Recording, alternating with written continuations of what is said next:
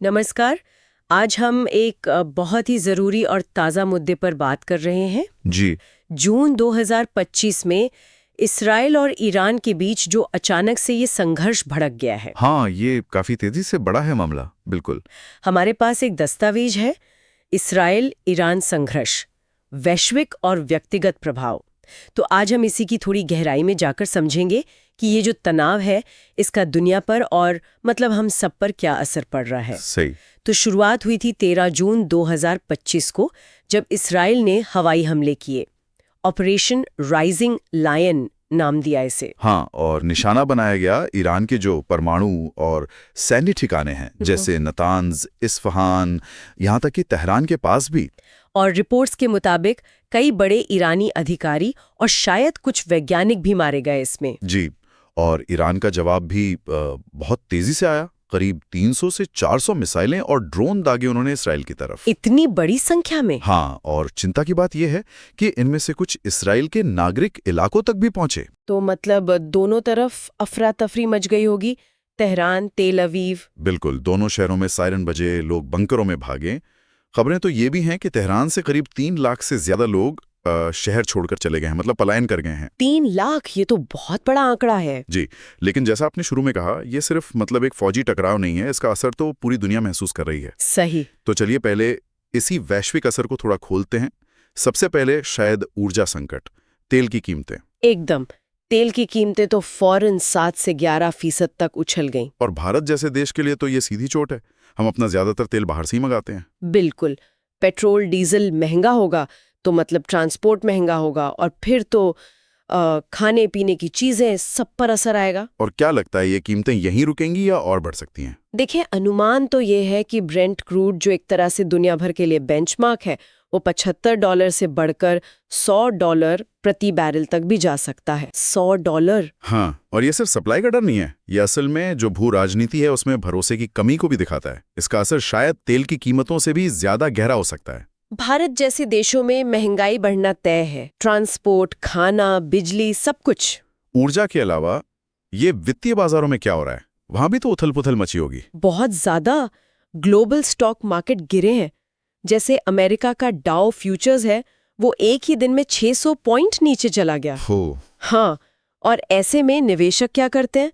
वो सुरक्षित जगह पैसा लगाते हैं। जैसे सोना या डॉलर। बिल्कुल, सोना और अमरीकी डॉलर दोनों की कीमतें करीब 1% बढ़ गईं। लोग इन्हें सेफ हेवन मानते हैं। फिर एयरलाइन कंपनियों के शेयर गिरे हैं, क्योंकि मध्य पूर्व के ऊपर से उड़ानें बंद हो गई हैं या रास्ते बदल दिए गए हैं। और समुद्री रास्तों का क्या? हुर्मुज जलडमरू मध्य? वो बहुत अहम है। दुनिया का लगभग 5वां हिस्सा तेल वहीं से गुजरता है। हाँ, तो वो रास्ता, साथ में लाल सागर और स्वेज नहर, ये सब बाधित हुए हैं। इसका मतलब है शिपिंग महंगी हो गई है और धीमी भी, मतलब सामान पहुंचने में ज्यादा वक्त और पैसा दोनों लगेंगे। ये तो सप्लाई चेन पर सीधा असर हुआ। अच्छा, और भू राजनीतिक स्तर पर क्या कुछ बदल रहा है? वहां भी मामला गरमाया हुआ है। जैसे ईरान का परमाणु समझौता है, वो बातचीत तो लगभग पटरी से उतर ही सकती है। अच्छा। हाँ, ईरान ने तो यहां तक धमकी दे दी है कि वो IAEA यानी संयुक्त राष्ट्र की जो परमाणु निगरानी संस्था है, उसके निरीक्षण रोक देगा। और NPT परमाणु अप्रसार संधि, उससे भी हट सकता है। NPT से हटना, ये तो बहुत बड़ी बात है। जी, ये बहुत गंभीर कदम होगा।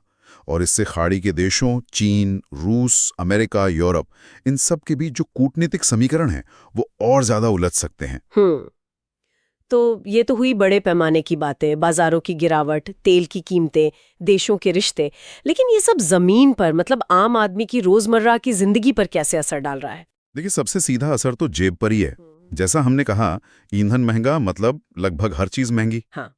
फिर कई देशों में बिजली और गैस की कटौती की भी आशंका बढ़ गई है, खासकर ईरान में, जहां पहले से ही थोड़ी किल्लत चल रही थी। और उन लोगों का सोचिए जो इस वक्त वहीं है, इसराइल या ईरान में। बिल्कुल, जैसे दस्तावेज में ओडिशा के एक पोस्ट डॉक्टरल छात्र तरंगा देहुरी का जिक्र है। हाँ, मैंने पढ़ा। उनकी और उनके जैसे हजारों छात्र, कर्मचारी या दूसरे प्रवासी नागरिक, वो सब तो सीधे खतरे की जद में हैं। तो सरकारें कुछ कर रही हैं उन्हें निकालने के लिए? हाँ, कई देश अपने नागरिकों को वहां से निकालने की कोशिश कर रहे हैं।